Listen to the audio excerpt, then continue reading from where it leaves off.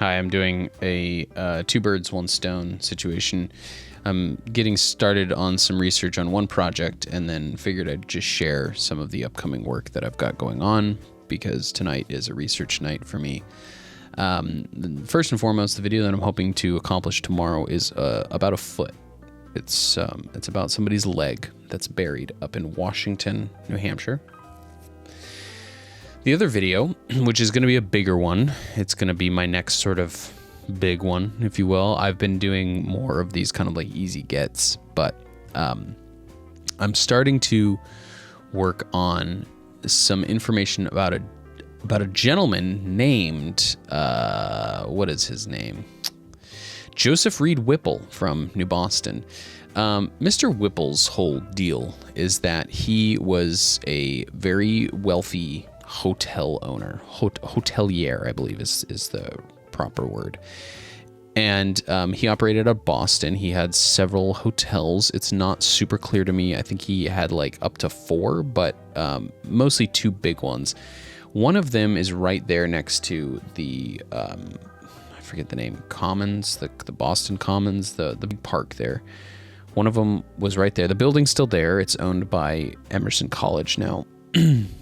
Anyways, he was a big hotel owner in the late 1800s, and he was from New Boston, very, very wealthy man. He returned to New Boston after he had gained his wealth and had established his kind of hotel empire, and he built a large farm, huge, thousands of cattle, thousands of pigs, thousands of chickens. And it was a dairy farm primarily, but obviously he also did, I believe, meat as well. But mostly it was a dairy farm. And he built it. The buildings, the cement buildings are still there, right on the split. If you're going, you can either go right and continue on 13 to Goffstown if you're coming, northbound from Mount Vernon, or you can go left and go to Ware.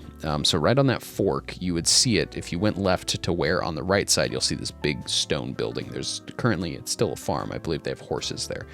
That's the last, to my knowledge, last remaining building of this dairy. But his home is, Whipple's home's across the street from it. He had this large dairy, and he was shipping all the dairy products down to Boston. At one point, there were 2 trains a day leaving New Boston. We'll get to that in a second.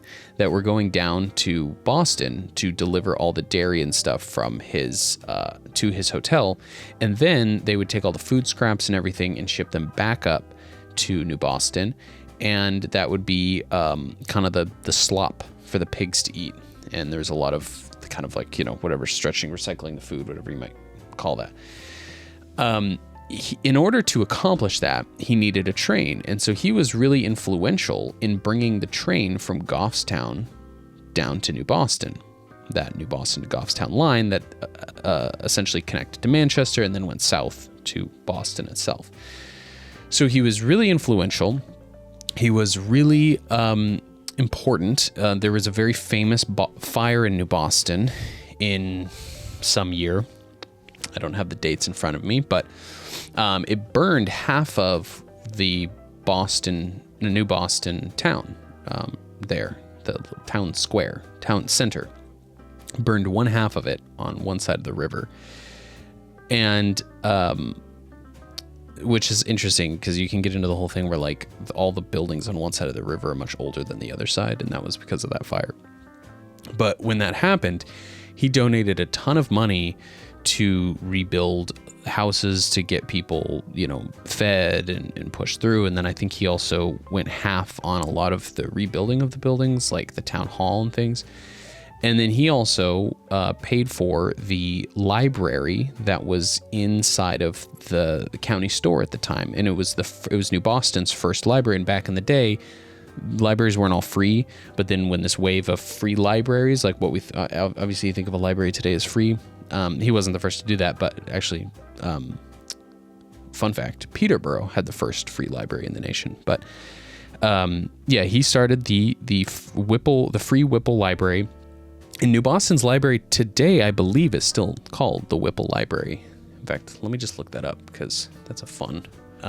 This was a topic that I was really interested in a long time ago, and it was like one of these sort of what do you call it? White whale. It was kind of like a white whale at the time, and I don't know why I never pursued it, but I think it's a really great story.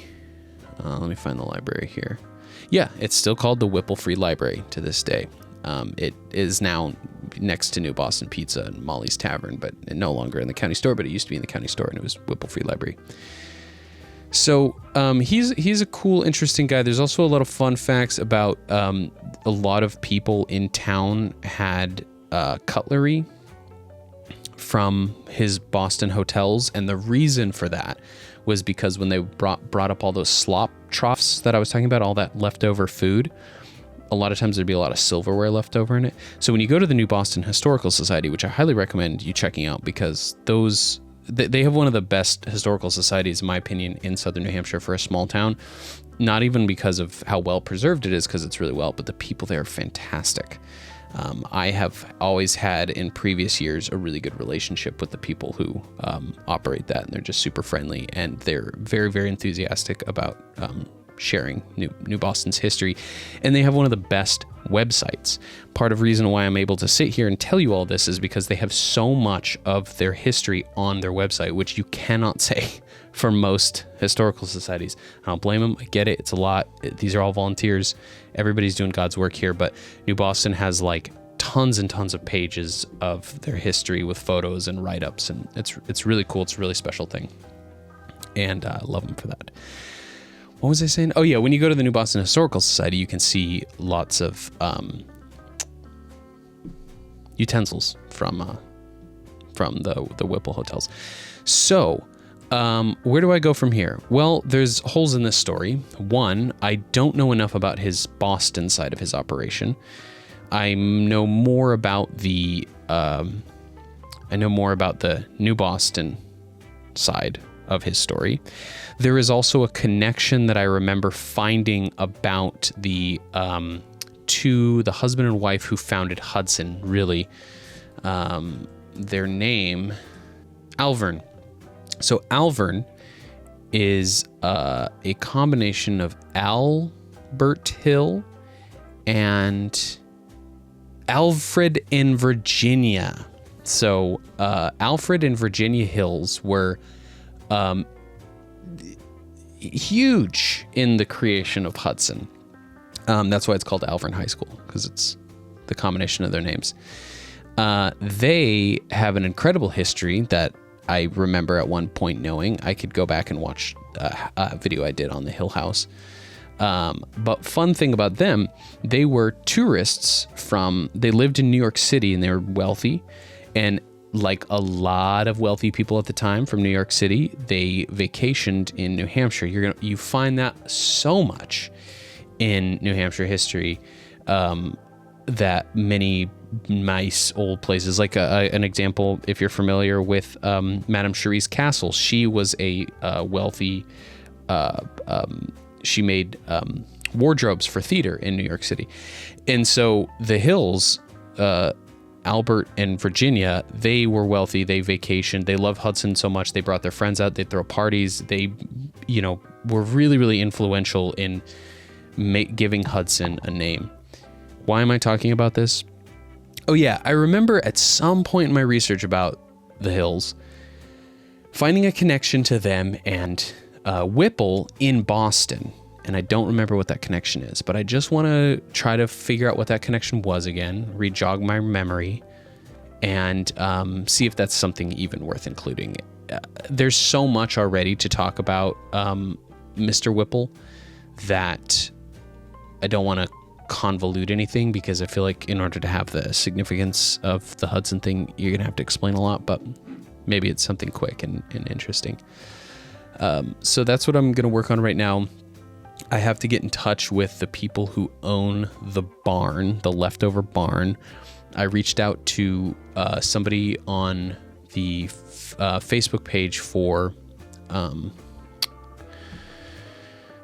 New Boston, who's really networked and connected, and we've talked in the past, and they gave me a name, and so I'm going to try to reach out to their name. I'm also going to reach out to the Historical Society. I was hoping to actually get over there on Thursday because that's when they're open, but I don't think I'm going to make it happen, so I'll just shoot them an email. It's just sometimes the response time for historical societies via email is pretty slow because, again, it's a lot of honestly, it's usually a lot of older people, and it's also, they're volunteers and they've got other lives. So yes, that's the rub. That's the skinny. Like I said, hopefully I'm going to get to Washington tomorrow, I hope, to film a foot grave. And so we'll have that in the meantime. But really, my focus and energy is going to go in on trying to make this Whipple video happen as soon as I can. I don't think it's going to happen like this weekend because I want to get down to Boston and film some of those hotel locations. And that, if it doesn't happen this weekend, won't happen until the following weekend. And I don't even know because my weekends get really, really busy once April gets into full swing. So that's it. I'm going to go do this because I also hope that I can finish this in time to maybe play some more Fallout 4. I've been really, really enjoying that. It makes me feel free. It makes me feel young again to play video games. I just love it. Okay, thanks for watching. Good night.